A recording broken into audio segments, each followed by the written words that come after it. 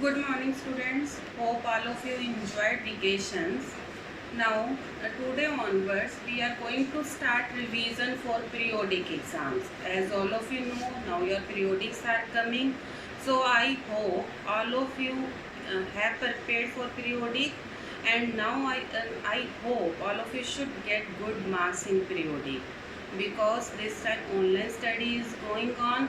I know this is difficult for you also, but we have to prepare according to the circumstances. So today onwards we are going to start taking revision of periodic syllabus. Today I am going to take chapter 1. First of all, I want to explain you this chapter again, because some of the students at that time may not attend the classes, or due to some reason they may not get the notes. So today I am taking chapter 1 again. Some important points I will explain you, which I noted down. First one is farming. First chapter, crop production. First topic is farming. What is farming? Now what is farming? Cultivation of plants for food is called farming. Cultivation of plants for food. Food which we get from plants. Most of the food items we get from the plants. So this process of cultivation of food from plants for food is called farming. Now next is animal husbandry. Animal husbandry.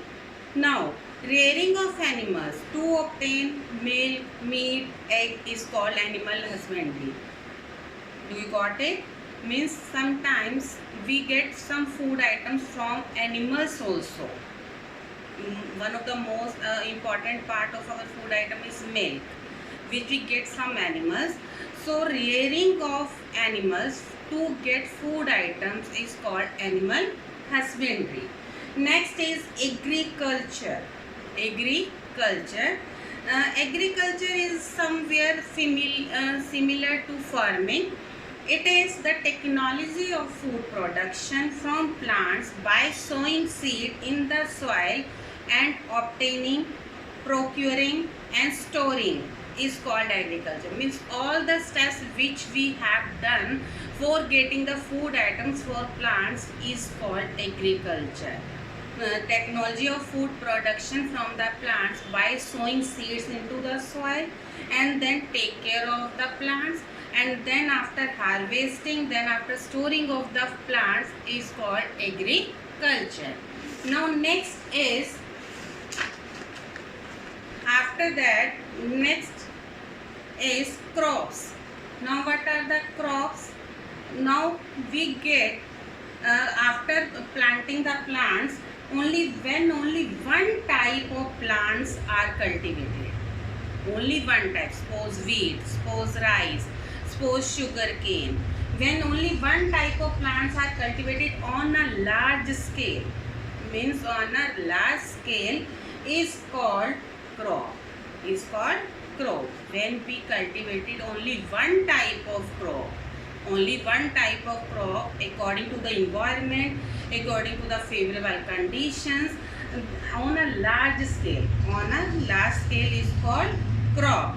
Now next is horticulture crops. Horticulture crops. What are horticulture crops? Vegetables, fruits, flowers for decoration and ornamental non-flowering plants. Ornamental non-flowering plants are also grown on a large scale. These are called horticulture cultivation. These are called horticulture crops. Do you got my point? Vegetables, fruits, some ornamental non-flowering plants and some flowers which we use for decoration. When we grow these type of plants on a large scale is known as horticulture farming. Horticulture crops or horticulture farming. Clear to all? Now after that, horticulture categories of crops. How many categories of crops are there? Rabi crops and kharif crops, which you already read in your previous classes also. Rabi crops and kharif crops.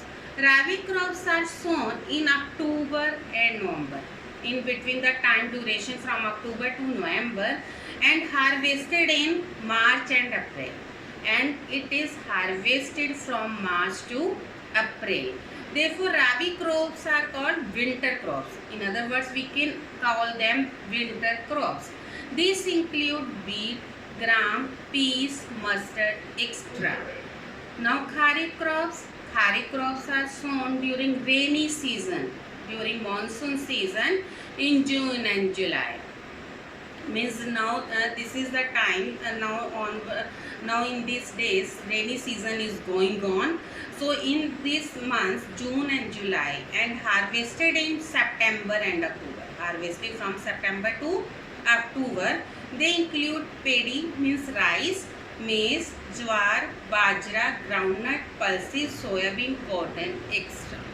So these are two categories of crops, Rabi crops and Kharif crops. Clear to all?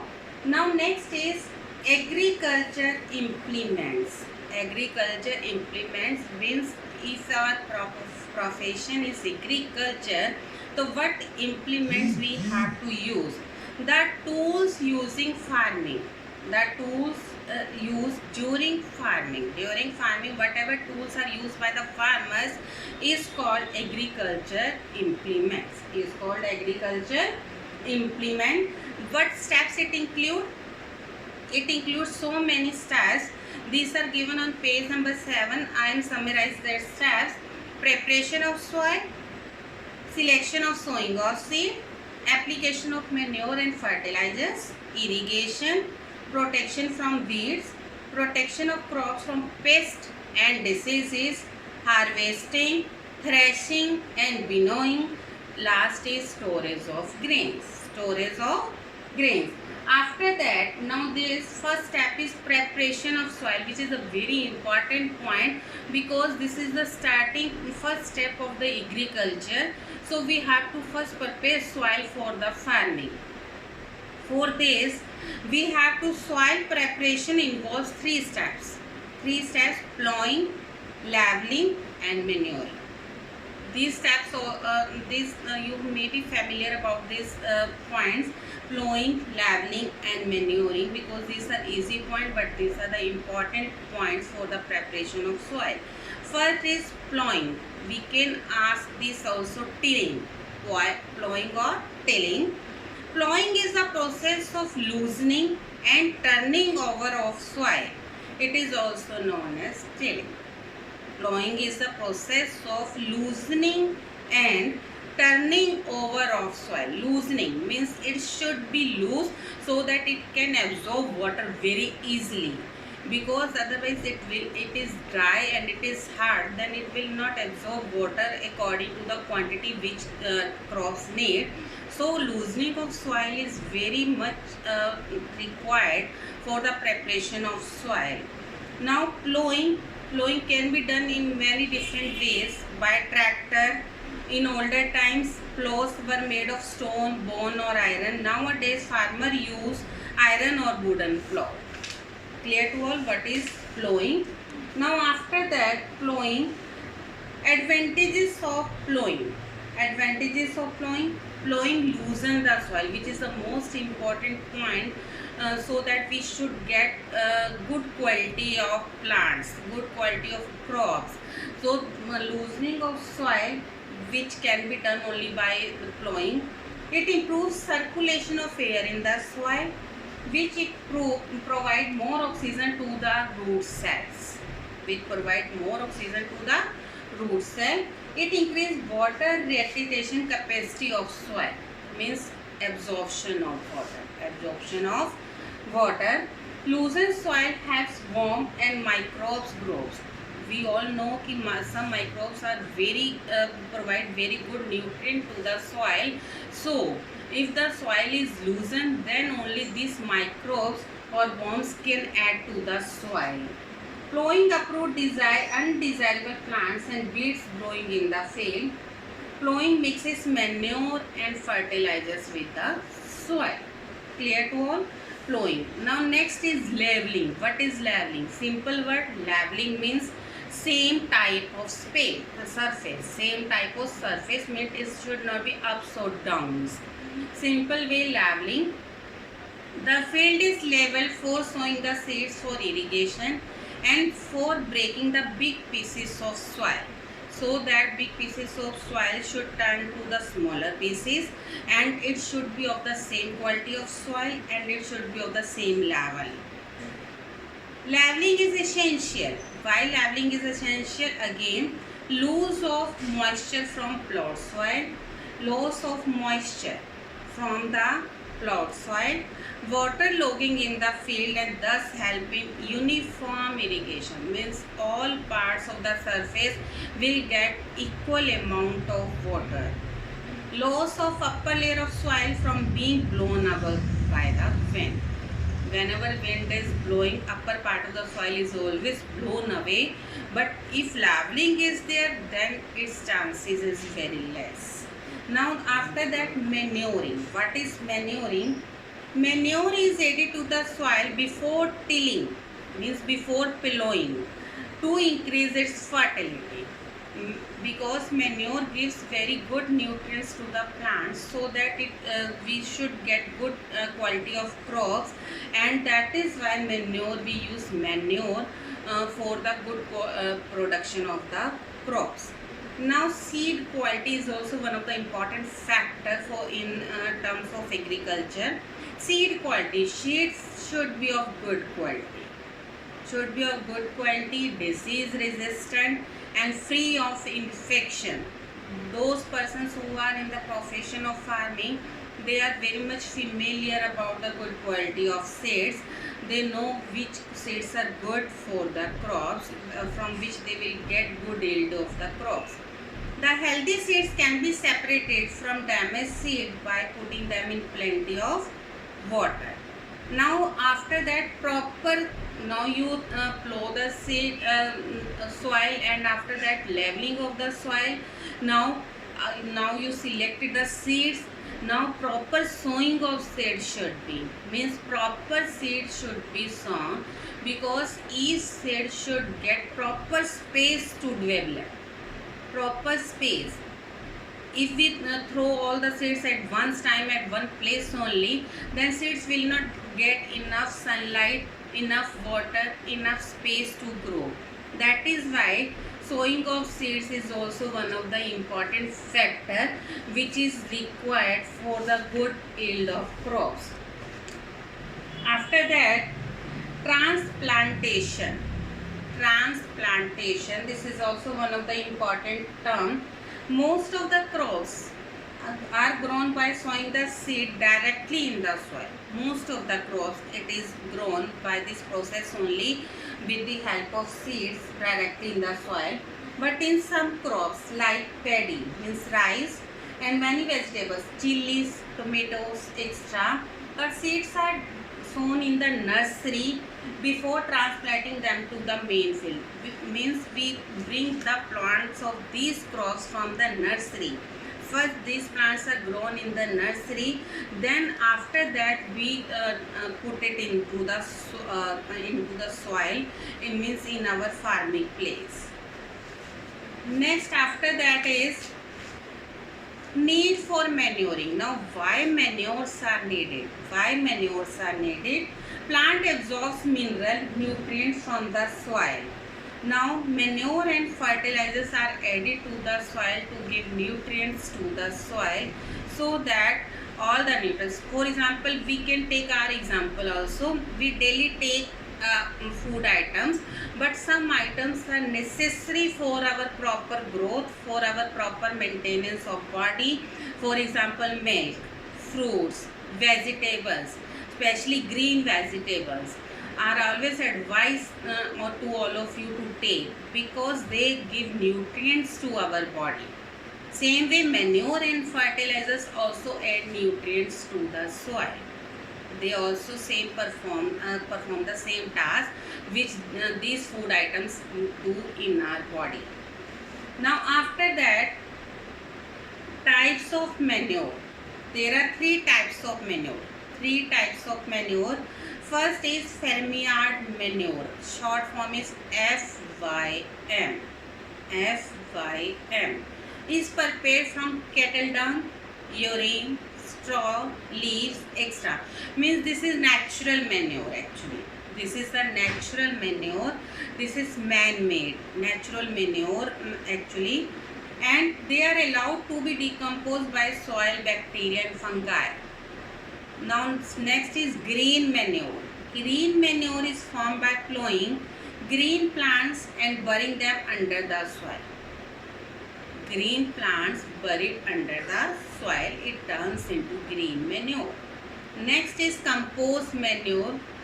You also know in our school we also started practice of this कि we separate through the whatever the waste, biodegradable and non-biodegradable. Biodegradable waste we dig a compost in our school campus, and we throw that garbage in that pit, and after some days or after 1 month it turns into manure. So this is called compost manure. This is called compost manure.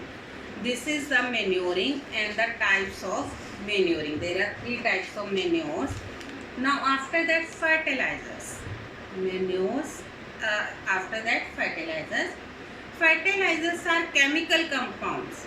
These are chemical compounds that are manufactured industrially. Means these are not natural, these are prepared and supply a specific nutrient. Means sometimes there is a lack of nitrogen in the plants, in the soil, so these fertilizers provide that specific nutrient to the soil. For example, nitrogen, phosphorus and potassium. Thus chemical fertilizers are nutrient specific. Means if particular type of nutrient is needed by the crops, then we use fertilizers. Clear to all? What is the difference between manure and fertilizer? Manure are natural and they provide almost all types of nutrients to the soil, but sometimes, for example in our body also sometimes doctor advise कि there is lack of calcium in your body, there is lack of iron in your body, there is lack of minerals in your body, so we take food items which are rich in that nutrients. Same way, if plants need more nitrogen, more potassium, more phosphorus, then we add fertilizers to the soil. Now after that, there are so many fertilizers, type of chemical fertilizers: nitrogenous fertilizers, phosphatic fertilizers, potassium fertilizers. These are the types of fertilizers. Now advantages of using fertilizers. What are advantages? Fertilizers are highly concentrated source of mineral nutrients, therefore they are needed in small quantity. They are needed in very small quantity. They are because they have specific nutrient. Being soluble in water, fertilizers are soluble in water. They are easily absorbed by plants and are utilized immediately. Because whatever is soluble in water is easily absorbed. Fertilizers produce immediate benefit in the form of luxuriant growth of healthy plants and better yield. Fertilizers can be used to restore the deficiency of specific nutrient in the soil. Fertilizers can be easily stored, handled and applied. Because these are the chemical products, so can be easily stored, handled and applied. Now what are the disadvantages? Fertilizers has advantages, side by side these also has disadvantages.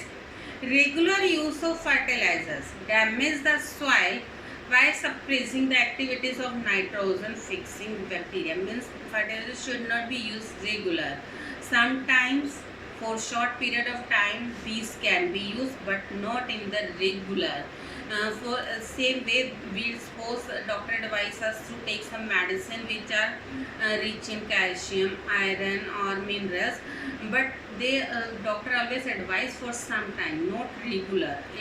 Sometimes it may be regular, but usually when that nutrient is we get the sufficient amount of nutrient, then we stop taking that medicine. Same way, fertilizers should be used for the specific period of time but not regular. Too much use of fertilizers can damage the crop plants by scorching them. Due to their solubility in water, fertilizers leach out rapidly and can cause water and soil pollution. Clear to all? So, no doubt fertilizers advantages are there, but side by side disadvantages are also there. So according to the circumstances, according to the need of the plants, we have to use fertilizers, but in small quantity. Irrigation. Now what is irrigation? The process of watering crop plants in the field at different interval of times is called irrigation. We all know plants need water to grow, plants need water to develop, plants need water for the proper growth of plant. So process of watering crop plants in the field at different intervals is called irrigation. Clear to all what is irrigation? This is called irrigation. Now sources of irrigation. There are so many sources of irrigation. First is traditional method, which we know wells, lakes and ponds, rivers are the natural sources of irrigation. Now what are the modern methods of irrigation? First is furrow irrigation, second is basin irrigation, third is sprinkler irrigation, fourth is drip irrigation. These are given in page number 14. So these are the modern type of irrigation. Water logging. What is water logging? Water logging, both too much and too little water in the field is harmful. Means less or very much. Both are harmful for the plant. When too much water is given to the crops, it stands in the field and accumulates around the rows. This is called water logging. When we supply too much water in the fields, so that water always stand in the field. So it is harmful for the plant. This is called water logging. Now protection from weeds. First of all, you should know what is bedding. What is bedding? The removal of the unwanted plants. Some plants we want, some crops we want, but some plants they grow by themselves only, which we don't want.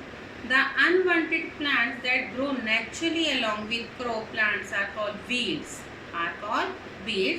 The removal of weeds from the field without harming the crops.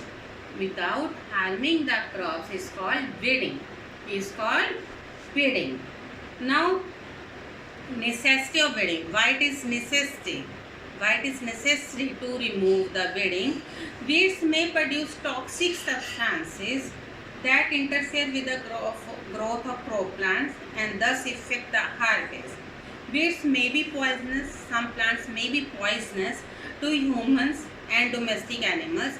And when we harvested the crops, they also come along with that crops, and they are harmful for our health.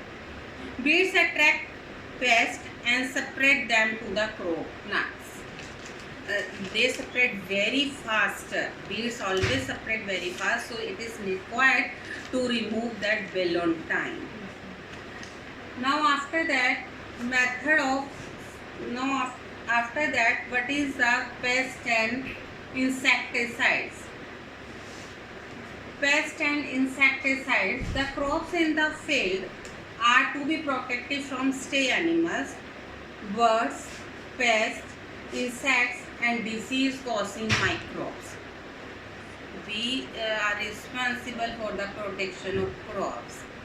Protection from stray animals. Stray animals means cows, dogs, so many other animals which move here and there. So they are also endangered for the crops. Crops can be protected from stray animals like cow and buffaloes by raising wire fence all around the field. Means to make the boundary. To make the boundary around the field. Now protection from pests. Pests are the organisms that damage crop plants and lower the crop production. The common pests are fungi, weeds, insects like grasshopper, aphid, termite, moth, beetles, etc. Protection from birds. Sometimes you also look at the field na ki one statue is there standing in the field. What is that? That is actually stand for to protect the crops from the birds, because birds assume that that is some any human is standing there, but not is it is there. One statue is standing there like this. It looks like a human being. It is for the protection of crops from the birds. Now after that,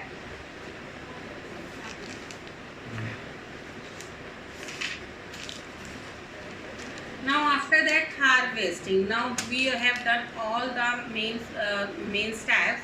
Now last one is the harvesting. The cutting and gathering of crops after it is matured is called harvesting. Clear to all? The cutting and gathering of crops after it is matured is called harvesting. This is the last step of the crop production. So this is a summary of this chapter which I brief in within a short period of time, so that important points you should clear and you should understand what summary of the chapter. Now I advise to all of you to go through the chapter once again, go through the important terms of the chapter, and now after that, now daily your science class timing is 11 to 12 noon. 11 to 12 noon daily I will send you video or a recording, but I suggest to all of you, please go through it and please be prepared for your periodic exam. If you have any confusion during this period, you can ask in your science groups during this period 11 to 12. Go through the video, or if you have any query, if you have any confusion, you are free to ask anything. But all of you should be prepared for your periodic exam. Clear to you, students? So take care and get prepared for exam. Thank you.